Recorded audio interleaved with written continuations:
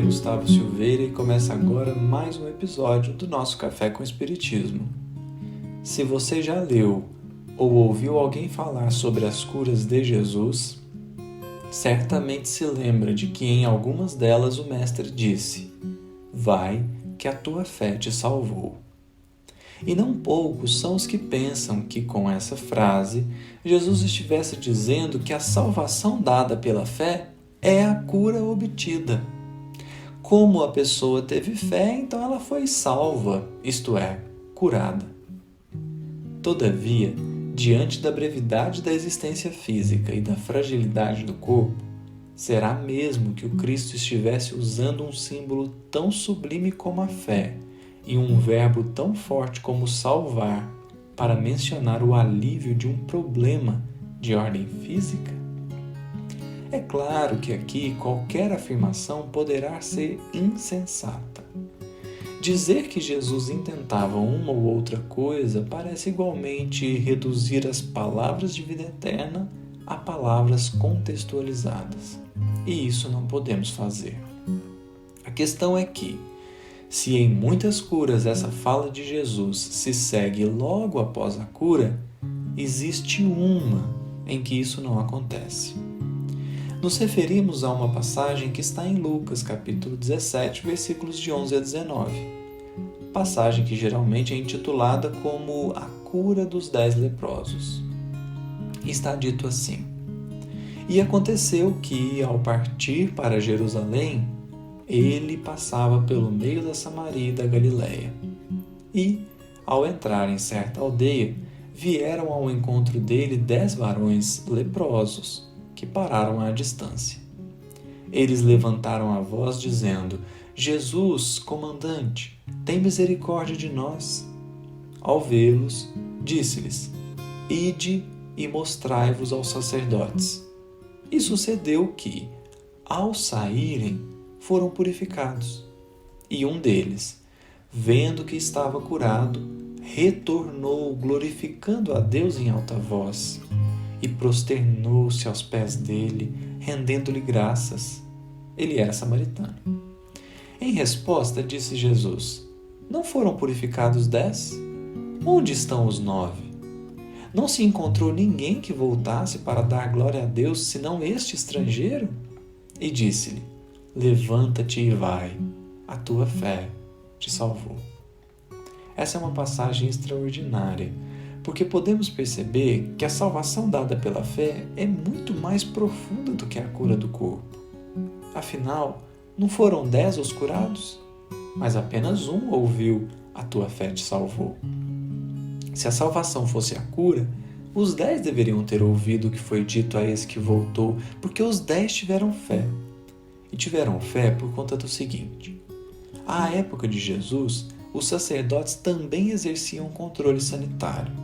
Em determinados casos, quando a pessoa se curava de certa doença, ela precisava se apresentar aos sacerdotes para que fosse atestada a cura e a pessoa fosse liberada para o convívio social. Então, é muito interessante o versículo que diz: "E sucedeu que, ao saírem, foram purificados." Eles pediram a cura. Então, Jesus manda eles irem se apresentar aos sacerdotes. Só que isso não faz sentido, porque eles ainda não haviam sido curados.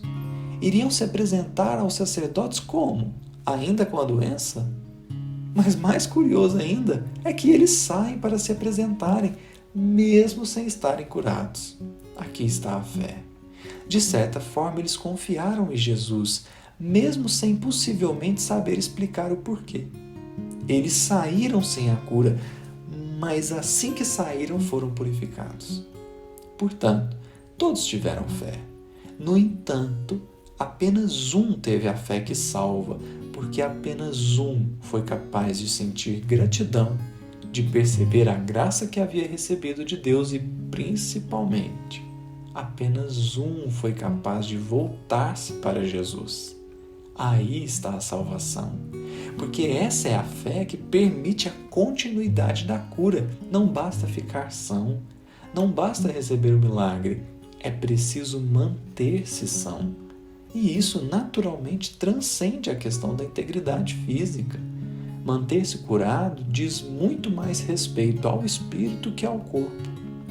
É nesse sentido que Emmanuel escreve uma notável página no livro Vinha de Luz, capítulo 34, intitulado Não Basta Ver, em que ele irá comentar Lucas 18:43, que é um versículo que está inserido na passagem da cura do cego de Jericó, e está dito assim: E logo viu, e o foi seguindo, glorificando a Deus. E todo o povo, vendo isto, dava louvores a Deus.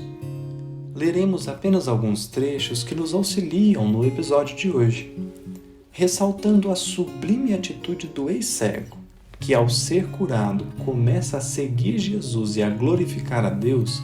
Emmanuel diz assim: a maioria dos necessitados, porém, assume posição muito diversa.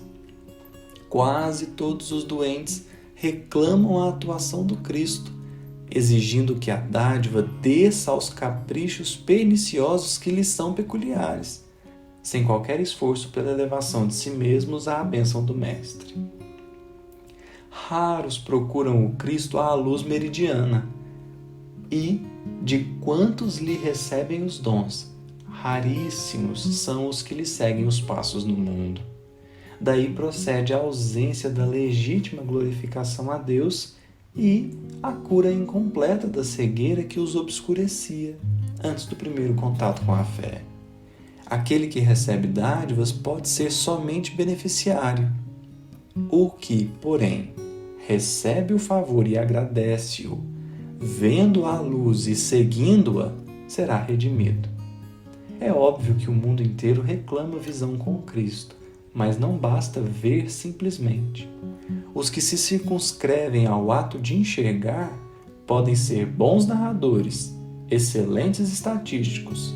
Entretanto, para ver e glorificar o Senhor, é indispensável marchar nas pegadas do Cristo, escalando com Ele a montanha do trabalho e do testemunho. Essa é uma página muito importante, porque nos faz perceber que ser beneficiário do Cristo qualquer um pode ser, mas receber a graça e redimir-se é serviço dos que conseguem permanecer com Jesus, seguindo-lhe os passos. Parafraseando Emmanuel, diremos de nossa parte: não basta ter fé somente, é preciso ter a fé que salva, que nos mantém curados das nossas mazelas morais, a fé que nos faz seguir as pegadas do Cristo, escalando com Ele a montanha do trabalho e do testemunho. Um grande abraço a todos e até o próximo episódio do Café com Espiritismo.